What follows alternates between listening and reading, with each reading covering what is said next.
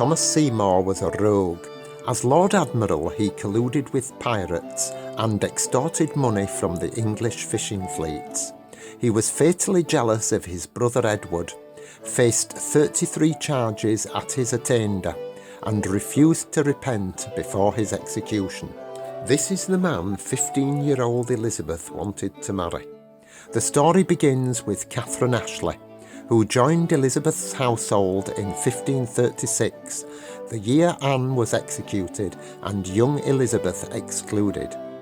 In July 1543, Kathryn Parr married Henry and showed commendable interest in all the children.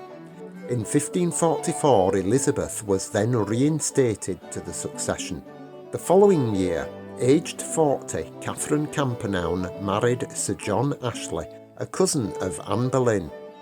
Elizabeth was loyal to the Boleyns and wore a locket ring with a likeness of Anne, but was only known to mention her mother twice. In January 1547, as Henry lay dying, Sir Anthony Denny, Cat Ashley's patron, asked if he'd like a priest. Henry said he may need Cranmer, but would sleep first, his last words.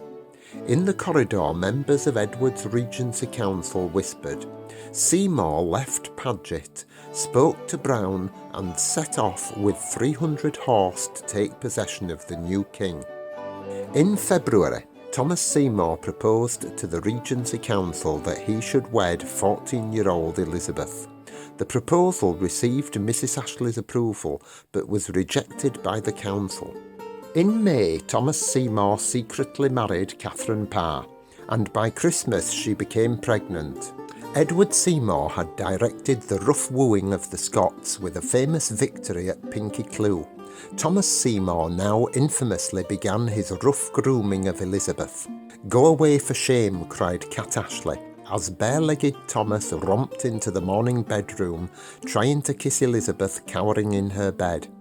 By June the seduction had succeeded, and Parr beheld the couple in a passionate embrace. Elizabeth was sent to the home of Sir Anthony Denny, and from there to Hatfield. Kathryn Parr died in September, a week after childbirth, and Elizabeth went into self-imposed isolation for 5 months. Rumours began that she was drawing an autumnal cloak over her pregnancy. Thomas Seymore sent his physician Dr. Billy, and the Regency Council sent Lady Tyrwhitt. In December, Katheryn Ashley travelled to London to meet Thomas Seymore, apropos matrimony. She entered a hornet's nest. Anne Stanner, Edward Seymour's wife, reproached her for having subjected Elizabeth to the unchaperoned attentions of Thomas Seymore, of whom the whole world speaks evil. She was denounced and dismissed as unfit to be a governess. In January, all hell breaks loose. Thomas Seymore shoots the king's dog, is arrested, attainted with 33 charges, and is heading for the block.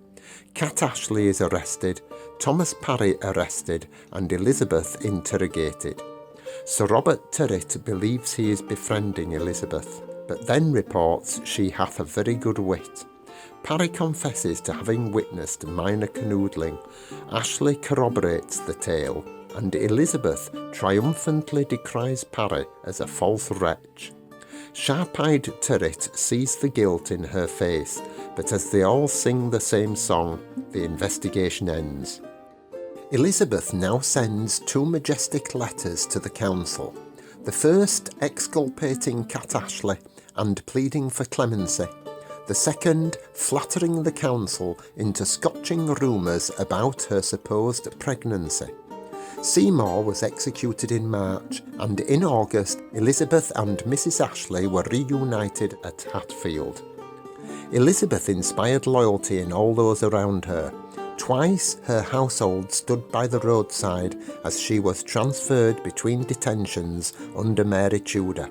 Elizabeth was also possessed of the self-righteous Tudor tyranny. William Davidson served her mea culpa for Mary in the Tower, and Peter Wentworth died in the Tower to become the first parliamentary martyr. But it was humanism that shaped her reign. Cat Ashley commanded an impressive syllabus. Inspired by Erasmus, John Cheke taught Roger Ascham and William Cecil, who tutored Prince Edward and Elizabeth. Tolerance marked her religious settlement for over a decade. Only after the Pope celebrated the slaughter in Paris, excommunicated the Queen, and seditious Jesuits supported Spain, did her councillors legislate against Catholics. She visited Kat Ashley on her deathbed and nursed William Cecil on his, and for the next turbulent century was held up to be a model for good governance.